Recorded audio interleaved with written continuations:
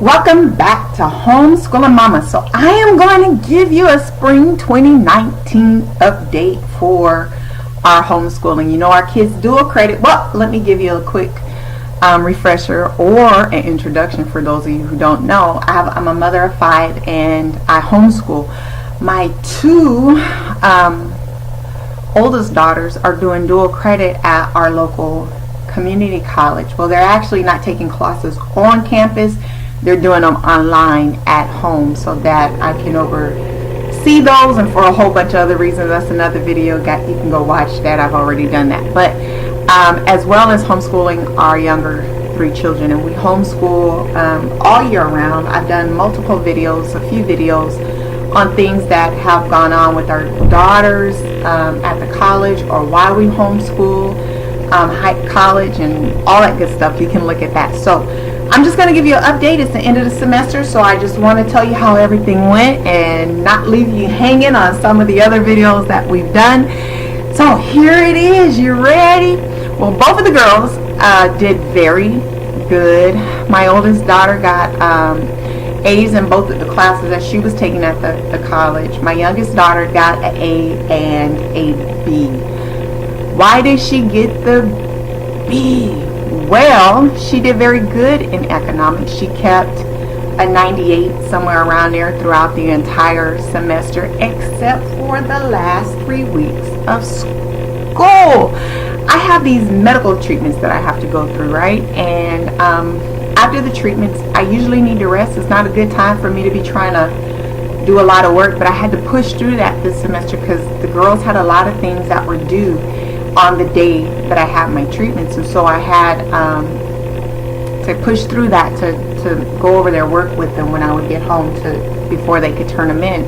Well, one day I came home and I wasn't in a really good place. It wasn't the best of times for me, or the best places for me to be in, and there was some struggle there, and she needed me to help her, but I was not able to help her. So I told her, just hold on, give me a little while, let me balance out a little bit, and I'll come and help you. Normally in that class, things are due at 11:58 at midnight. I'm sorry, 11:59 at midnight. I assumed, because this was a regular thing, it was due at midnight. But for whatever reason on this day, it was due at 10:58, not 11:58. And so when I got myself together, I said, okay, go ahead and get the stuff. We went over her stuff. She got ready to turn it in. She says, Mama, it's too late to turn it in. It was due earlier today than normal. So that dropped her grade from a 90 or a 98% to a 86%. It's a big drop, right? Well, it's 3 weeks left in school, so she contacts her teachers and asks her teacher, hey, my grade dropped. What can I do? And he looked and said, well, you just turn in the other assignments that are due the rest of the 3 weeks, and you should be able to get an A. So she goes back, she does the numbers. She says, Mama, if I get 100 on everything, I'm only going to get an 89 in this class. I said, well, talk to your teacher. She said, what can I do to bring it up? And I told her, I said, well, the teacher said, just do the rest. You'll get an A. He's going to have to grade on the curve, because my daughter, like her mother when I took economics, I was proud of her, pretty much aced everything.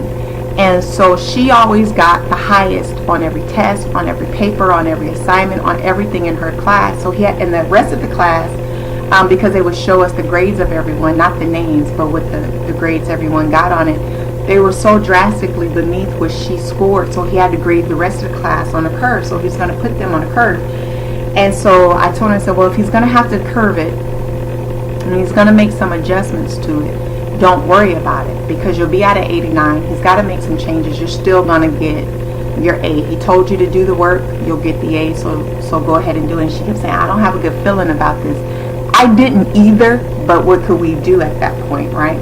So she did all the work. She got 100 on her semester paper. She got 100 on all her quizzes, on her discussions, on her exams. She did 100 on everything.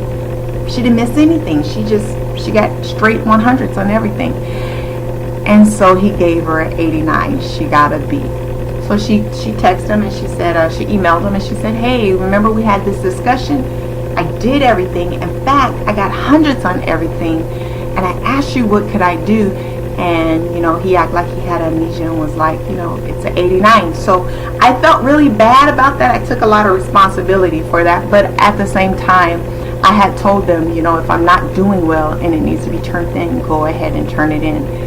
They didn't do that. But I did at least let them know, and she needed to be aware of that. And I told her, you needed to be aware of that. Yes, I made a mistake, but it's your class. You need to be aware of that. So we both had to take that one in, and it wasn't easy to adjust to, but I understood this was a good life lesson. It's something for her to be able to learn from and grab from, and to also teach her that never let it get down to a decision like that. Always keep your stuff up. Do what you need to do. So we both learned from that, and it didn't feel too good, but she got the B. It was a really hard thing knowing that, she had a 98 the entire course until the last 3 weeks. But we learned from it, and we're going to move on. So she's got to be in that. The rest of the younger ones that were at home, that are still homeschooling full time, they did very good. They did very well considering everything. I, on the other hand, don't feel like I did very well, and I'll talk to you about that in a minute. But they did very good, and they adjusted with everything that needed to be done. So at the end, I talked to my children. We sat down. I wanted feedback. What did you think went well? What did you think didn't go well? And how would you grade yourself as well as the family overall for the whole semester? Everyone thought we did really good. They all did have a suggestion. It was pretty much basically the same suggestion. It was something small, a little minor tweak on how we could do things a little bit differently. I talked to my husband. How did he think everything went well? He is very pleased, very satisfied how things went. The only thing is he wants me to wean him a little bit faster, because I had some struggles this semester, and it was really hard for me, and I was very tired a lot. And he wanted me to get them weaned from my help a little bit quicker and a little bit faster. So that's something I have to take into consideration and put into action, right? How do I feel about how everything went? Ooh, well, I'm glad my kids did good. I'm glad the 2 college kids got good grades on it. I think they learned a lot. It was a good experience for them. I'm not completely satisfied with my part in the whole thing. And my husband says, well, you just judge yourself too hard. You're a perfectionist, and I expect a lot. I have high expectations when it comes to myself. He's right. I do, but I have a lot to look at. I can't just judge my success and my family's success based off of the grades that my children got. I am the woman of this house. I am the mother. I am the wife, and I have a great responsibility. And I have been taught that the flow and the atmosphere in my home is set by me, and I take that very seriously. And so I have to look at a lot of things. I look at how well the big girls did in their school. I have to look at how the younger ones did in their school. But I also need to look at what was the flow of my home. What was the atmosphere? What was the atmosphere in my home? How did things go? So there's some things, you guys, that I didn't do too good in. I did good considering all the things that was going on. I had an injury that I deal with, plus on top of all the other medical things that I have to do, and the physical therapies and things like that I have to do. So I had to deal with that injury. Also, my husband was in an accident. He got T-boned and totaled our car. So we had to go through all the stuff that dealt with that, amongst some other things. So there was a lot of big things that happened. I think that things might have been able to go smoother because I never really got my groove. I never really got the flow of everything down to where I wanted it. I think that if, the accidents and all that things would have happened when we already got it together, it might have been an easier transition. But because these big things, it's just life, happened while we were trying to transition, I don't think that I made it the smoothest transition for my family and for my household as I would have liked for it to have. I never really figured out the balance of how to pull the girls away from the college courses to come do the family homeschooling stuff. I never really got that down. I played around with the schedule a lot during the semester because there was so many things that were going on, and I never found the one that really felt just right, where everything ran smoothly and flowed smoothly.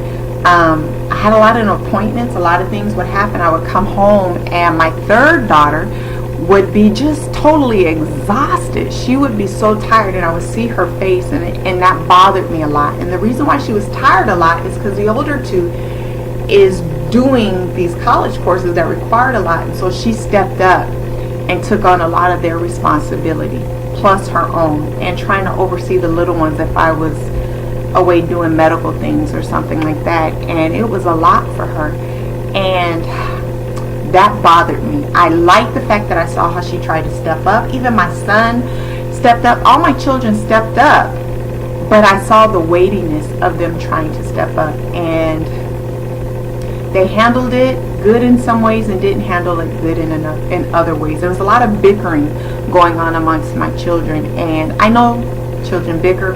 My sisters and brothers, we fought a lot, but not in my home. And usually if there's a lot of bickering, there's something that's going on we need to get fixed, because I don't do fussing and fighting, not with my kids, and I don't like having to judge between petty crap. Don't bring that stuff to me, right? And so I like peace in my home and unity amongst my family, and the bickering was a little bit too much for me. So I had to sit them down yesterday and talk to them and really get to the heart of the matter of what's going on, because I had my observations and things that I thought, but I needed to hear from them to hear what they thought.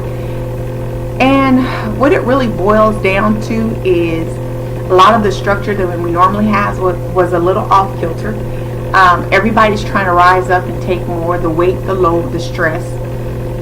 But I have a lot of chiefs and not a lot of followers, and that was really, I think, what the issue was.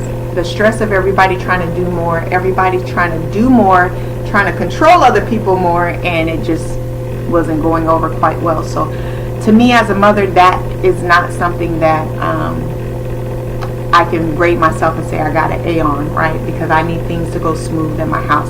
I do menus, you guys. There was a couple times over the few months where I didn't get my menu done, and that's very rare for me, and which threw some things off. That meant that I had a lot of waste in food, which I don't like, because I'm guarding my husband's money quite well. I don't like for his money to be wasted. Also, because there were times where, you know, I needed to give him something to eat, but when I needed to make something wasn't there. You know, it just was a hot mess, and that's not how we normally function or how things are usually dealt with. And if I'm doing some medical things and I come home, it's not always the best time for me to be trying to figure out what to tell people to eat, because I need my body to adjust to what it just has had to endure. So that didn't go over too well. The biggest thing I think that, other than the fighting, the bickering, that really got me is that I didn't give the younger three the time and the attention that I felt that I'm accustomed to and that I wanted to give them for school. Did they do school? Yes, they did school. Did they progress? Yes, they progressed. Not at the rate that I would like them to progress, and I was really set on giving them more attention than I was able to get them, but there was a lot of things that had me pulled out. And on some things I felt like I had to slow them down, because there were some things I didn't want them to get into without me, because I understood that they can get in it and get confused, and it can be a mess, and something that shouldn't be hard could be hard for them. And I didn't want to have to go back and try to clear up some bad learning that they might have done on their own. And so I had to slow some things up. So with that, I was a little frustrated. But overall, everything went well. In the fall, the girls will go back and do dual credit again. We did decide to only allow them to take 2 classes. Not that I don't think that they could take more. I think that they could. I think that I'm not ready for it, and I want to get some things kind of better in balance, because it's not good for them to just get good grades and then the whole family go kaput, right? That's not the goal. And I want them to be successful throughout all of their education and their schooling. So I think that we want to get our foundation a little bit better before we send them off to embark on more. So in the spring of 2020, I do plan to let them take more classes, but not in the fall. I have some theories That's all it is. It's theories on what I can do better, but until I do it and implement it and get it stable, it's just theory. So I'm not going to share with you the things that I want to try that's differently in the fall. I want to do them and get good success, and then I can share with you what I did at that time. But overall, everybody thinks everything went well. Everything did go good considering everything. However, I think that there's room for me personally to have improvement, but my kids did excellent. So that is the update for that. Oh, as far as the things that went on with the teachers and with the schools, well, I went up to the school. We did have a meeting with my daughter's teacher. I'm not sure if I updated you guys on that or not. And she corrected things as far as my daughter's doing all the work and other classmates getting grades for what my daughter did, or my daughters did, or my daughter's getting a bad grade because their teammates didn't do what they were supposed to do. The teacher was not aware of any of that. We had a really good meeting with her, me, my children, and the teacher, and my husband was there too. And we had a really good meeting with that. She was not aware that that was going on. Because we brought it to her attention, she went back, looked at everything, and adjusted everyone's grade accordingly. Told my daughters they don't have to do all the work anymore. If they find that their teammates are not doing what they're supposed to do, let her know. And either A, she'll let them do it by themselves, or she'll just grade my girls according to theirs, and they'll handle it as things went by. So that was a really good conversation. We were trying to do stuff, via email, and it wasn't communications were what they should have been. But when we did meet with her, we were able to express. My children got to express. It was a good experience for them, and all of that went well. As far as my daughter with her anthropology course, she did get deemed on, I don't know if I told you guys that, on a test. It was on a paper. It wasn't a bad ding. She still got a really good grade on it. But when my daughter asked her, can you tell me what I can do to do it better, the response was, well, a lot of people don't, they get dinged because of grammar mistakes like that. She didn't mark any grammar mistakes on my daughter's paper, and she said, the other thing is I'm looking for an aha moment. I'm expecting you to have an aha moment. Well, the subject that they were studying goes against everything that we believe, so there's not going to be an aha moment. So my children had an event at the school. The president of the school was going to be there, and he wanted to mix and mingle with everyone. So I went and I mixed and mingled with the president, and I told him I had a concern. I said my daughter's an A student. She gets A's on everything. She didn't get A on this paper. When she asked why and what could she do better, the response was, most people this. Nothing specific for what my daughter did wrong. There's nothing marked wrong on her paper. So I want to know what's up. I said, the only thing I can conclude is she also told my daughter she's looking for an aha moment. And I said, now, I have a problem with that, because everything that they're teaching goes against everything we believe. So she's not going to have an aha moment. She's not going to change her beliefs. And if the teacher is grading her based upon her beliefs, I have an issue with that. So the president of the school said, well, let's talk to this particular dean. And so my daughter talked to the particular dean, and we had a discussion. And they got a hold of the teacher, and the teacher, we had met the teacher before. A couple times we went up to the school and met with the teacher. And she wrote my daughter. She was a little upset and a little frustrated about it, and told my daughter I thought we had a good relationship. So I let the teacher know the person who talked to the president was me. And the president referred us to the dean. And I'll let you know, yeah, I do have a problem if you're expecting her to have an aha moment.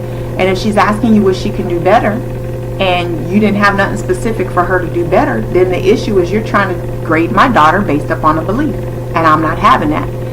And once we got that understanding, everything was understood. We didn't have no more issues. My daughter continued to get her A's, and she got 103 point something in that course. My goal wasn't to try to make sure she, the teacher just gave her an A. If she got marked down for something, great, mark her down for it, but at least let her know what she could do better. And it's not about an aha moment. And the dean of the school and everybody, the president of the school and stuff, was like, well, this is academia. Welcome to academia. And, people do have agendas. That's what college is all about. And I said, yeah, I totally understand that, just as long as your agenda don't infringe upon my daughter's future and her grades. She's not, don't grade her based upon her beliefs. You're going to grade her based upon her work. So we got that figured out, and everything turned out to be okay with that. So that's an update. I think everything is updated on that. I think you guys, there's nothing else that's missing. So hopefully that was helpful for someone who is planning on homeschooling their dual credit classes with their children. Maybe there was some insight for you. But if nothing else, at least you weren't left hanging. We tied up all the nuts for this semester with all the other videos that we did. So until next time, bye.